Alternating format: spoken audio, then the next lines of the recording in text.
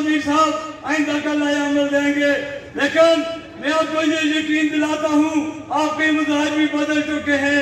मैंने देखा 31 अगस्त की स्ट्राइक में 5 अक्टूबर के प्रोटेस्ट में पूरा मुजफ्फराबाद बाहर निकलता है।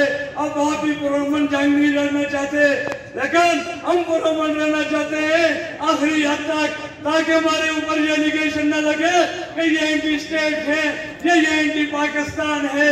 हम साबित करेंगे हम पुरअमन हैं, लेकिन जब हमारे मुज़ाकरात कामयाब न होंगे तो फिर हम ये भी बताएंगे कि हमारे टैक्सों पर याशी करने वाले मुजफ्फराबाद में सरकारी गाड़ियों में नहीं आएंगे।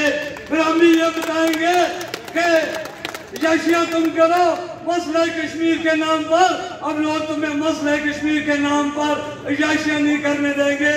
इसलिए आप यकीन रखो, आपने जो लोग आगे किए वो लोग आपकी वजह से हैं। आप मुतहद रहो, नज़म रहो, हम मुतहद हैं, हम नज़म हैं। इस तहरीक की कामयाबी तक इंशाल्लाह ये जंग जारी रहेगी। अभी पुरअमन है, आगे जाके अगर इंतशार की तरफ भी जाना पड़ा, जरूरत पड़ी तो आपके लिए जाएंगे। और मैंने कहा कि अगर हमें इसके लिए जान भी देना पड़ी तो इस तहरीक की कामयाबी के लिए जान भी देंगे। वाह वाह।